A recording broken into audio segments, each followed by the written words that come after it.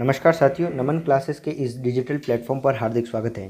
साथियों, आज के पूरे सेशन में हम जनवरी 2022 माह के राजस्थान के करंट अफेयर्स पर चर्चा करेंगे। साथियों, विद्यार्थियों की लगातार ये डिमांड आ रही थी कि सर दिसंबर 2021 के बाद जनवरी 2022 और इससे आगे के महीने के भी राजस्थान के करंट अफेयर्स को अपडेट किया जाए और एक ऐसा शॉर्ट वीडियो लाया जाए जिससे हम क्विक रिवीजन कर सकें।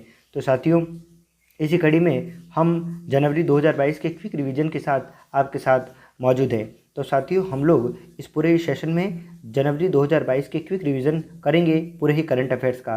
तो शुरू करते हैं बिना कोई देरी किए। साथियों, सर्वप्रथम हम लोग ISFR 2021 की रिपोर्ट पर चर्चा करेंगे। यह रिपोर्ट पर्यावरण, वन और जलवायु परिवर्तन मंत्री भूपेंद्र यादव के द्वारा इस रिपोर्ट को जारी किया गया है। इस रिपोर्ट को सर्वप्रथम आपको ध्यान रखना है, यह रिपोर्ट किसके द्वारा तैयार की जाती है। तो आप ध्यान रखिएगा, इस रिपोर्ट को फॉरेस्ट सर्वे ऑफ इंडिया यानी FSI के द्वारा इस रिपोर्ट को तैयार किया जाता है, जिसका मुख्यालय देहरादून उत्तराखंड में स्थित है।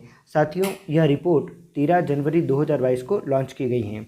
तो साथियों, यह रिपोर्ट पूरे भारतीय स्तर पर होती है, यानी सभी राज्यों की रिपोर्ट इसमें शामिल रहती हैं। तो हम लोग यहाँ राजस्थान का करंट अफेयर्स को देख रहे हैं। तो आज पूरे ही सेशन में हम राजस्थान की वन स्थिति रिपोर्ट के बारे में नज़र रखेंगे। तो साथियों, आज के पूरे सेशन में हम लोग ISFR 2022 में राजस्थान की क्या स्थिति है, राजस्थान में कितना वनावरण है, इस पर चर्चा करेंगे। तो सर्वप्रथम श्रेणी के आधार पर यानी कि वनों को 3 भागों में डिवाइड किया गया है, जिसमें अति सघन वन होते हैं। तो आपको ध्यान रखना है, अति सघन वन, मध्यम सघन वन और खुले 3 प्रकार के वन होते हैं। सर्वप्रथम इसमें अति सघन वन को हम लोग वेरी डेंस फॉरेस्ट के नाम से भी जानते हैं। ये कुल क्षेत्रफल का यानी कि राजस्थान के 3,42,239 वर्ग किलोमीटर का जो राजस्थान का जो पूरा एरिया है, इस एरिया में कुल यह जितना भी क्षेत्रफल दे रखा है यह किलोमीटर स्क्वायर यानी वर्ग किलोमीटर में है। तो अति सघन वन राजस्थान के कुल क्षेत्रफल का 78.15 किलोमीटर यानी स्क्वायर भाग पर इसका फैलाव है। अगर इसका भौगोलिक क्षेत्रफल का प्रतिशत देखा जाए तो 0.02% है। साथियों, आप जरूर ये तीनों ही आंकड़े जरूर ध्यान रखें। यहाँ से आपको किलोमीटर स्क्वायर में या प्रतिशत में कहीं ना कहीं आपको आने वाले आगामी एग्जामों में यहाँ से क्वेश्चन पुटअप होगा, तो आप इसे ज़रूर याद कर लें। ये फिक्स आंकड़े हैं, इन्हें आपको रटना पड़ेगा, आप इसे रट डालिएगा। दूसरा है मध्यम सघन वन।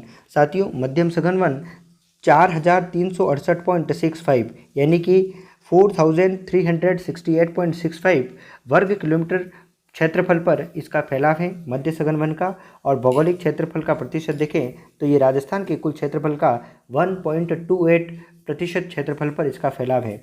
अगर हम खुले वन देखें तो खुले वन ओपन फॉरेस्ट ये कुल 12,208.16 वर्ग किलोमीटर स्क्वायर यानी कि स्क्वायर किलोमीटर पर इनका फैलाव है। और भौगोलिक क्षेत्र का अगर प्रतिशत पूछा जाए तो आप ध्यान रखिएगा, ये 3.57% भाग पर इसका फैलाव है। तो साथियों, हमने 3 प्रकार की यहाँ पर श्रेणी देखी। अति सघन वन कितनी है तो 78.15, क्षेत्रफल प्रतिशत 0.02, मध्यम सघन में 4,368.65, 1.22 इसका प्रतिशत है।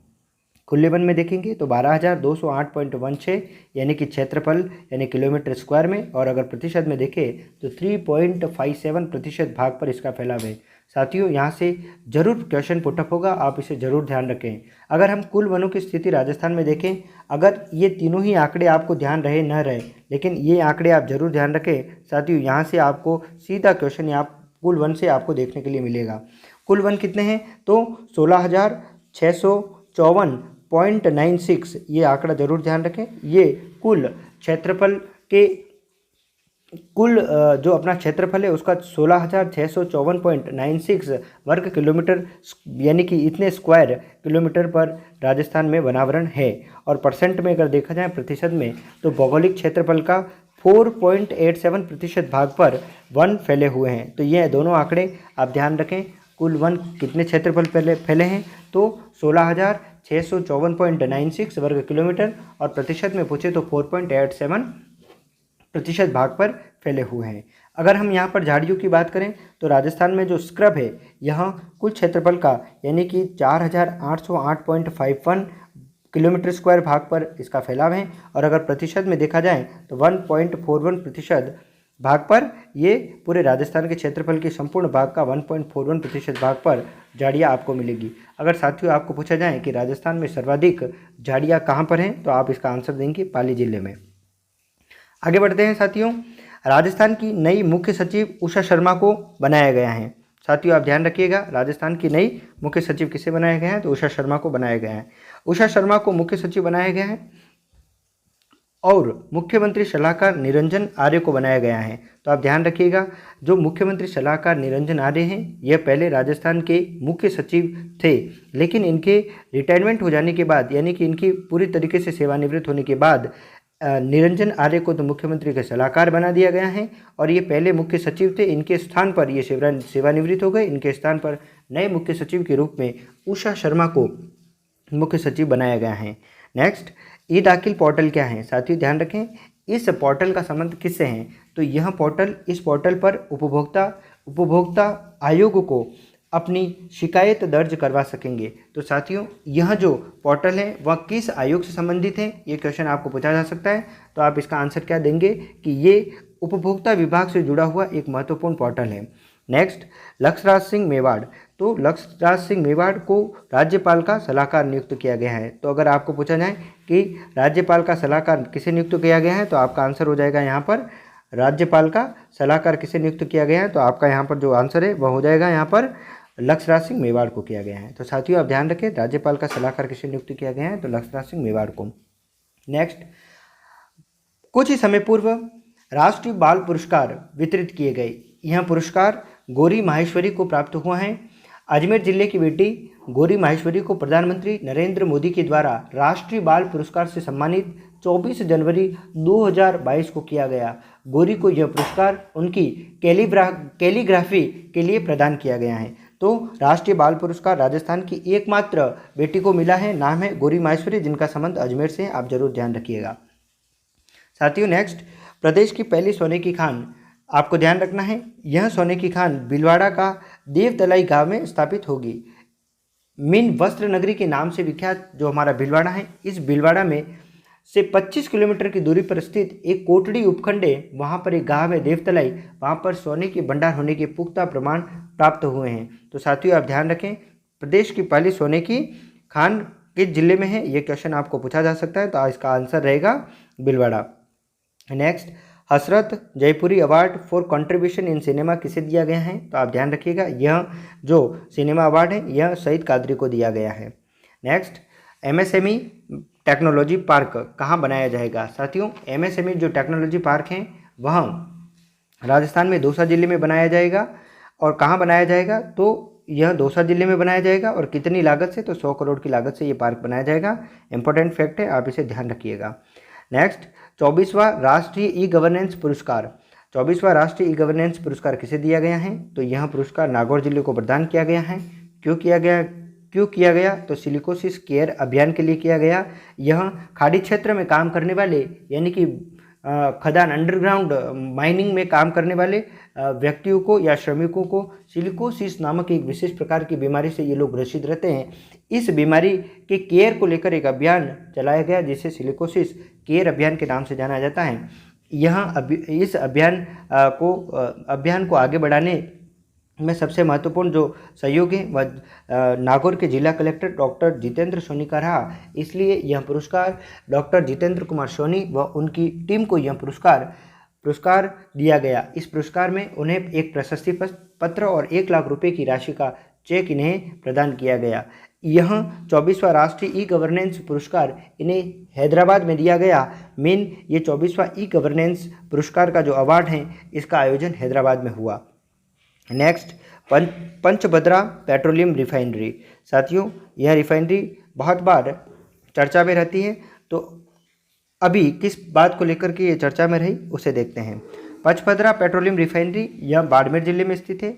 पाइपलाइन बिछाने का कार्य यहाँ पर शुरू किया गया है और यह पाइपलाइन बिछाने का जो कार्य है वह HPCL यानी हिंदुस्तान पेट्रोलियम कॉरपोरेशन लिमिटेड और राजस्थान रिफाइनरी लिमिटेड दोनों मिलकर संयुक्त रूप से इस पाइपलाइन को बिछाने का कार्य पूरा कर रहे हैं। तो आप ये जरूर ध्यान रखिएगा, कौन कौन? तो HPCL और राजस्थान रिफाइनरी लिमिटेड संयुक्त रूप से यह कार्य कर रहे हैं। नेक्स्ट, राज्य सरकार ने 4 खनिजों का रिजर्व प्राइस में संशोधन किया है। तो साथियों आपको क्वेश्चन इस प्रकार से पूछा जा सकता है कि राजस्थान का ऐसा कौन सा खनिज है जिसके रिजर्व प्राइस में संशोधन नहीं किया गया है। तो आपको ऑप्शन में 3 तो ऑप्शन यही रहेंगे और एक ऑप्शन को वो चेंज करके आपको क्वेश्चन पूछ सकता है। तो 4 ऐसे खनिज हैं जिनकी रिजर्व प्राइस में संशोधन किया गया है। उसमें पहला आयरन, कॉपर, लाइमस्टोन और गार्नेट। आप ध्यान रखिएगा क्वेश्चन में वहाँ 3 धातु तो यही रहेगा, एक मेटल का नाम चेंज करके जब पूछे तो आपको ध्यान रखना है। तो आप इसे ध्यान रखें कौन कौन से हैं। तो आयरन, कॉपर, लाइमस्टोन और गार्नेट, इन चारों ही खनिजों के लिए रिजर्व प्राइस में संशोधन किया गया है। आपको इसका ध्यान रखना है। साथियों अगर आप चैनल पर नए हैं तो चैनल को सब्सक्राइब करना ना भूलें और बेल आइकन को प्रेस करना भी ना भूलें। चैनल को सब्सक्राइब कर दें। इस जनवरी के बाद फरवरी, मार्च, अप्रैल, मई और जून तक की सभी राजस्थान करंट अफेयर से जुड़े हुए क्विक रिवीजन के वीडियो हम जल्द ही अपलोड करेंगे। तो यहाँ से आप पढ़कर अपनी तैयारी को और भी मजबूत कर सकते हैं। नेक्स्ट, लिग्नाइट आधारित नया ताप विद्युत संयंत्र कहाँ स्थापित किया जाएगा? वेरी इंपॉर्टेंट है, आपको ध्यान रखना है। तो बीकानेर के गुड़ा पश्चिम में लिग्नाइट आधारित नया एक ताप विद्युत संयंत्र स्थापित किया जाएगा, मीन यहाँ पर लगाया जाएगा। नेक्स्ट आगे बढ़ते हैं। फेज 1C प्रोजेक्ट, साथियों ये क्या है आपको ध्यान रखना है। फेज 1C प्रोजेक्ट क्या है? तो फेज 1C प्रोजेक्ट का संबंध जयपुर स्थित मेट्रो रेल से संबंधित है। यानी कि जयपुर मेट्रो रेल प्रशासन ने बड़ी चौपड़ से लेकर ट्रांसपोर्ट नगर तक एक नए प्रोजेक्ट की शुरुआत की है। इस यानी कि ट्रेन जो है वो बड़ी चौपड़ से ट्रांसपोर्ट नगर तक आगे और भी इसे आगे बढ़ाया गया है इस ट्रेन को। तो बड़ी चौपड़ से लेकर ट्रांसपोर्ट नगर तक जो नया काम शुरू किया जाएगा मेट्रो ट्रेन का और इसे आगे बढ़ाया जाएगा, इस पूरे प्रोजेक्ट को फेज 1C प्रोजेक्ट के नाम से जाना जाएगा। तो आपको क्वेश्चन ऐसे पूछा जाएगा कि फेज 1C प्रोजेक्ट का संबंध जयपुर मेट्रो रेल प्रशासन का कहाँ से कहाँ तक है? तो बड़ी चौपड़ से ट्रांसपोर्ट नगर तक। ये फेज 1C है। फेज 1D प्रोजेक्ट भी आपको ध्यान रखना है। इसको भी बहुत ही जल्द जापान यानी कि जापान की जो मेट्रो ट्रेन का जो जापान देश के साथ में मिलकर यानी जापान के साथ में मिलकर इस प्रोजेक्ट को चलाया जा रहा है। तो आपको ध्यान रखना है कि फेज़ 1D मानसरोवर से अजमेर रोड के चौराहे तक इस फेज़ 1D प्रोजेक्ट के तहत यानी कि यहाँ पर लाइन का काम शुरू किया जाएगा। तो आपको दोनों ही ध्यान रखना है कि फेज़ 1C प्रोजेक्ट बड़ी चौपड़ से ट्रांसपोर्ट नगर और इसके अलावा फेज़ 1D के तहत मेट्रो को मानसरोवर से अजमेर रोड चौराहे तक बढ़ाया जाएगा। तो फेज़ 1C और फेज़ 1D दोनों को ही आपको ध्यान रखना है। नेक्स्ट, मुकुल चौधरी राजस्थान में IPS अधिकारी पंकज चौधरी की पत्नी मुकुल चौधरी हैं। इन्हें यह पुरस्कार यानी ग्लोबल इंस्पिरेशनल वुमेन अवार्ड से इन्हें 29 जनवरी 2022 को सम्मानित किया गया। साथियों इन्हें क्यों सम्मानित किया गया? इसके पीछे मुख्य कारण राजस्थान सरकार ने उच्च न्यायालय के आदेश के बाद गटर में उतरने की प्रथा को बंद किया। यानी कि इन्होंने एक जनहित याचिका दाखिल कर रखी थी और यह जो जनहित याचिका थी वह गटर में उतरने वाले सफाई कर्मियों को राहत दिलाने के लिए थी। तो ये जो प्रथा है इस प्रथा को बंद किया गया है और इसी प्रथा को बंद करने में सबसे बड़ा जो हाथ है वह मुकुल चौधरी का है। तो आपको ध्यान रखना है इन्होंने जो जनहित याचिका दाखिल की उसी के बेस पर इस प्रथा को बंद किया गया है। तो इन्हें ग्लोबल इंस्पिरेशनल वुमेन अवार्ड से सम्मानित किया गया है। तो किन्हें? तो मुकुल चौधरी को। नेक्स्ट, महाराज, तो आपको मुकुल चौधरी को ध्यान रखना है, इन्हें ये पुरस्कार से सम्मानित किया गया है। नेक्स्ट, महाराज बृजराज सिंह, इनकी 87 वर्ष की आयु में मृत्यु हो गई। ये कोटा के जो अंतिम शासक थे भीम सिंह द्वितीय इनके पुत्र थे और इनकी मृत्यु 29 जनवरी 2022 को इनका निधन हो गया। तो किनका? तो महाराज बृजराज सिंह का 87 वर्ष की उम्र में इनका निधन हुआ। नेक्स्ट, कर्नल कृष्ण सिंह, तो आप कर्नल कृष्ण सिंह अजमेर की राष्ट्रीय मिलिट्री स्कूल के पूर्व छात्र कर्नल कृष्ण सिंह ने सर्वाधिक अल्ट्रा मैराथन दौड़कर विश्व रिकॉर्ड बनाया है। तो आपको ध्यान रखना है सर्वाधिक अल्ट्रा मैराथन दौड़ने का विश्व रिकॉर्ड किसने बनाया है? तो कर्नल कृष्ण सिंह, जिनका संबंध अजमेर जिले से है। नेक्स्ट, सप्त शक्ति कमान ने 74वां सेना दिवस कहाँ मनाया? तो आप ध्यान रखिए इसे जयपुर में मनाया गया है, ये आपको ध्यान रखना है। नेक्स्ट, साथियों सबसे इम्पोर्टेंट है, अगर आप RS मेंस की तैयारी कर रहे हैं तो यहाँ से क्वेश्चन मेंस में, लिखित में भी, रिटन में भी आपको पूछा जा सकता है, क्योंकि जमवा रामगढ़ एक चर्चा के विषय के रूप में बना रहा ये, और यह महत्वपूर्ण भी है। जमवा रामगढ़ से जुड़े हुए कुछ महत्वपूर्ण फैक्ट जो कि चर्चा में रहे, तो क्या है इस पर पूरी नज़र डालते हैं। जमवा रामगढ़ चर्चा में रहा। जमवा रामगढ़ जयपुर जिले में स्थित है। तो जयपुर जिले के जमवा रामगढ़ में मनरेगा कार्यों के अंतर्गत एक तालाब की खुदाई में करीब 750 वर्ष पुराने चांदी के 82 सिक्के यहाँ से प्राप्त हुए। कहाँ से? तो तालाब की खुदाई चल रही थी मनरेगा कार्यक्रम के तहत, तो उसमें प्राप्त हुए हैं। ये जो सिक्के यहाँ से प्राप्त हुए हैं ये चांदी के सिक्के हैं, आप ध्यान रखिएगा, पुराने चांदी के सिक्के यहाँ से प्राप्त हुए हैं। इसमें कुल 82 सिक्के प्राप्त हुए, जिसमें 76 सिक्के चांदी के हैं। किसके हैं? चांदी के हैं। तो ये चांदी के जो सिक्के हैं वह रणथंभौर के, जिस 82 में से 76 सिक्के ऐसे हैं जो रणथंभौर के चौहान वंशी शासक जेत्र सिंह से संबंधित है, और 6 ऐसे सिक्के हैं जो दिल्ली सल्तनत से जुड़े हुए हैं। इसमें साथियों आपको ध्यान रखना है कि इसमें 3 सिक्के बलबन के हैं और 3 सिक्के कैकूबाद के मिले हैं। तो किसके मिले हैं? कैकूबाद के। तो 3 सिक्के तो बलबन के हैं और 3 कैकूबाद के हैं। ये दोनों ही दिल्ली सल्तनत से जुड़े हुए 6 सिक्के, और 76 रणथंभौर के चौहान वंशी शासक जेत्र सिंह से जुड़े हुए हैं। तो साथियों इसलिए जमवा रामगढ़ कुछ ही समय पूर्व यानी क्या चर्चा के विषय में रहा। नेक्स्ट, ऑपरेशन शरद हवा BSF के द्वारा आयोजित किया गया, और इसका आयोजन 23 से 28 जनवरी 2022 तक किया गया। नेक्स्ट, राजस्थान राज्य स्तरीय पशुपालक समारोह कहाँ आयोजन किया गया? तो इसका आयोजन जयपुर में किया गया। कब? तो 12 जनवरी 2022 को इसकी शुरुआत की गई। नेक्स्ट, ई बिजनेस पोर्टल। ई बिजनेस पोर्टल क्या है? तो ई बिजनेस पोर्टल की शुरुआत जोधपुर और अलवर जिले में पायलट प्रोजेक्ट के रूप में की गई है। तो आप ध्यान रखें, ई बिजनेस पोर्टल की शुरुआत कौन से जिले में पायलट प्रोजेक्ट के रूप में की गई है? तो आप ध्यान रखें, जोधपुर और उदयपुर, इन दोनों ही जिलों में इसकी शुरुआत की गई है। तो जोधपुर और अलवर, इन दोनों जिलों में ई बिजनेस पोर्टल की शुरुआत की गई है। साथियों नेक्स्ट, इंदिरा रसोई। आप सभी जानते हैं इंदिरा रसोई राजस्थान के फ्लैगशिप योजना से जुड़ी हुई एक महत्वपूर्ण योजना है। इस योजना की शुरुआत 20 अगस्त 2020 को की गई। सबसे पहला क्वेश्चन तो यही पूछा जाएगा कि इंदिरा रसोई जो योजना है इसकी शुरुआत कब की गई? तो 20 अगस्त 2020 को इस योजना की शुरुआत की गई।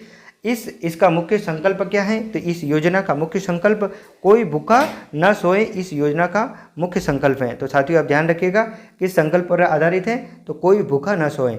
अनुदान राशि साथियों, पहले इंदिरा रसोई योजना के तहत लाभार्थी को प्रति प्लेट 20 रुपये 20 रुपये इसकी प्राइस थी, जिसमें 8 रुपये लाभार्थी को देने पड़ते थे और 12 रुपये राज्य सरकार इसे वहन करती थी। तो पहले 20 रुपये की थी, लेकिन प्रति थाली का दाम अब बढ़ाकर 25 रुपये कर दिया गया है, जिसमें लाभार्थी 8 रुपये ही देगा, पहले की तरह 8 रुपये ही देने हैं। लेकिन इस थाली के जो 25 रुपये जो अनुदान राशि है, जिसमें 8 रुपये तो लाभार्थी देगा, लेकिन पहले सरकार 12 रुपये देती थी, वहाँ पर इसको बढ़ाकर 17 रुपये कर दिया गया है। तो कुल मिलाकर साथियों पहले प्रति प्लेट 20 रुपये थी, 12 रुपये राज्य सरकार वहन करती थी, 8 रुपये लाभार्थी को देने होते थे।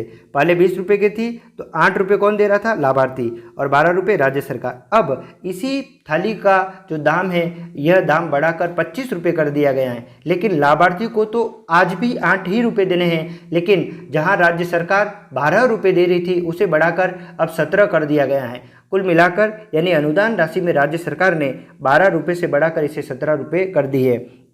तो आप ध्यान रखिएगा कितने रुपए की बढ़ोतरी हुई है प्रति थाली? तो 5 रुपये की बढ़ोतरी की गई है।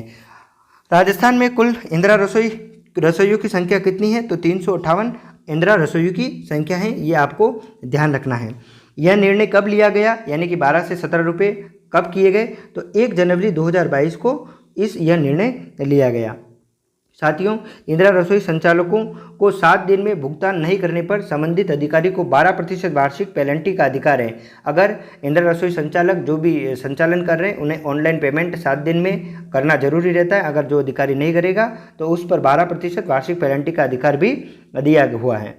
साथियों, राज्य मतदाता सूची को अपडेट किया गया है यह नवंबर 2021 तक। तो कुल 14,22,969 यानी कि इतने मतदाता बढ़े हैं और कुल प्रतिशत में देखें तो 2.87% मतदाताओं की वृद्धि राजस्थान में हुई है। नेक्स्ट, योग महोत्सव 8 से 10 जनवरी 2022 3 दिवसीय ये कार्यक्रम नाथद्वारा के राजसमंद जिले के नाथद्वारा में इसका आयोजन किया गया। तो योग दिवस 8 से 10 जनवरी 2022 तक 3 दिवसीय कार्यक्रम राजसमंद के नाथद्वारा में योग महोत्सव मनाया गया। तो आपको ध्यान रखना है कहाँ पर, तो नाथद्वारा में। नेक्स्ट, एक मुश्त समझौता योजना, यह योजना सहकारिता विभाग की है। आपको मेनली यह ध्यान रखना है कि एक मुश्त समझौता योजना क्या है और यह योजना किस विभाग से जुड़ी हुई है। तो यह सहकारिता विभाग से जुड़ी हुई योजना है। क्या है, तो इस योजना में किसानों के ऋणों पर ब्याज दर को कम करने के साथ ही अवधि पार एवं दंडनीय ब्याज को भी कम किया गया है। और इस सहकारिता विभाग के मंत्री कौन है, तो उदयलाल लांछना। कुल मिलाकर इस योजना के तहत जो ब्याज की दर किसानों को देनी पड़ती थी, जो लोन लेते थे उसको कमी किए और ऐसे लोन जिनकी एक ड्यूरेशन में उनको लोन पूरा बैंकों को पुनः देना था, वो न दे पाए, तो ऐसे दंडनीय जो ब्याज थे उनको भी कम किया गया है। नेक्स्ट, उष्ट्र कल्याण शिविर, साथियों ध्यान रखना, उष्ट्र कल्याण शिविर, यहाँ उष्ट्र का मीन यहाँ से ऊँट से है, तो ऊँट से जुड़ा हुआ ये कल्याण, ऊँटों के कल्याण से जुड़ा हुआ शिविर है। इसकी शुरुआत 22 जनवरी 2022 को की गई और समापन 26 फरवरी 2022 को किया गया। मीन यह 1 महीने तक यह शिविर चला और इसके प्रत्येक शनिवार को इस शिविर का आयोजन किया गया। इस शिविर में क्या किया गया, तो आपको ध्यान रखना है कि इस शिविर में ऊँट जो थे उनका यानी प्रत्येक शनिवार को पशु चिकित्सा संस्थाओं एवं उष्ट्र बाहुल्य क्षेत्रों में आयोजित किए गए और इसमें ऊँटों का परीक्षण कर उनका उपचार किया गया। तो साथियों आपको ध्यान रखना है। साथियों अगर चैनल पर आप नए हैं तो ज़रूर इसे सब्सक्राइब करें और आपको ये पूरा ही सेशन कैसे लिखा कमेंट बॉक्स में आप ज़रूर हमें बताएं, जिससे हम भी मोटिवेट होकर और भी वीडियो आपके लिए लाते रहेंगे। अगर आपका हमारे को प्रोत्साहन नहीं मिलेगा वीडियो कैसा बना रहे हैं, अगर ज़्यादा से ज़्यादा लाइक नहीं मिलेंगे तो हमारा भी यानी कि हम भी आप जो कार्य कर रहे हैं उसमें कहीं ना कहीं सकारात्मक सोच में कमी आएगी। तो साथियों आप चैनल के प्रति आप लाइक भी करते रहें और कमेंट करके हमें ये ज़रूर बताएं कि आपको ये पूरा सेशन कैसा लग रहा है, जिससे हमें भी मोटिव मिलता है। नेक्स्ट, समग्र ग्राम योजना। साथियों समग्र ग्राम योजना का उद्देश्य ग्रामवासियों को पंचायत स्तर पर यानी कि अपने ग्राम पंचायत स्तर पर किसी भी प्रकार के होने वाले भ्रष्टाचारों के बारे में उन्हें जानकारी देना है। ग्रामवासियों को जो भ्रष्टाचार हो रहा है उसके बारे में जागरूक करना और राजस्थान में चलने वाली बहुत सारी जो योजनाएं जो चल रही है उन सब योजनाओं एवं अपने स्वयं के हितों के प्रति जागरूक करना ही इस समग्र योजना का मुख्य उद्देश्य है।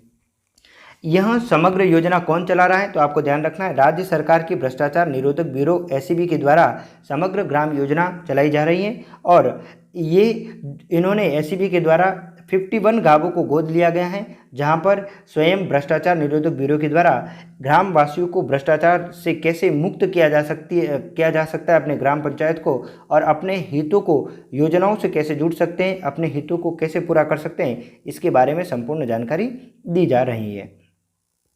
नेक्स्ट, स्वस्थ बेटी अभियान, आप जरूर ध्यान रखिएगा। स्वस्थ बेटी अभियान की शुरुआत अलवर के बानसूर नामक जगह से इसे शुरू किया गया है और 24 जनवरी 2022 को। साथियों 24 जनवरी के दिन ही आपको पता है राष्ट्रीय बालिका दिवस के रूप में इसे मनाया जाता है। नेक्स्ट, 12वां राष्ट्रीय मतदाता दिवस, तो आपको ध्यान रखना है 12वां राष्ट्रीय मतदाता दिवस तो कब मनाया गया, तो आप ध्यान रखिएगा 12वां राष्ट्रीय मतदाता दिवस प्रतिवर्ष राष्ट्रीय मतदाता दिवस 25 जनवरी को मनाया जाता है। इसी दिन 12वां राष्ट्रीय मतदाता दिवस मनाया गया है। तो कौन से नंबर का है, तो 12th।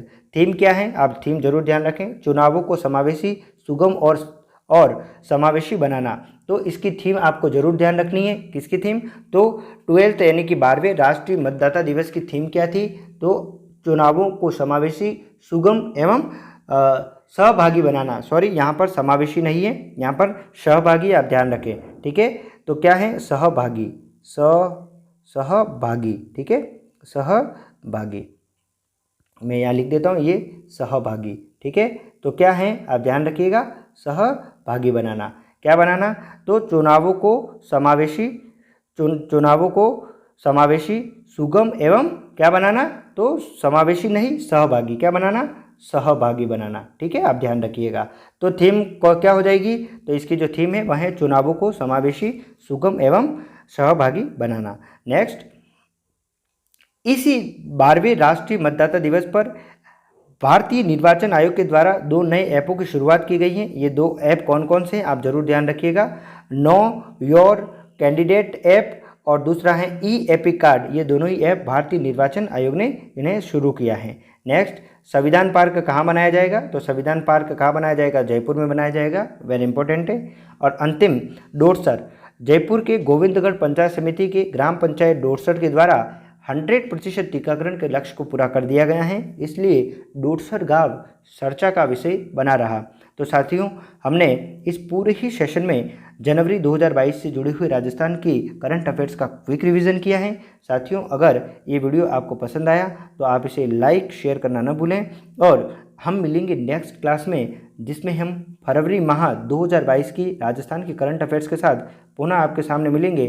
जब तक के लिए धन्यवाद, थैंक यू वेरी मच।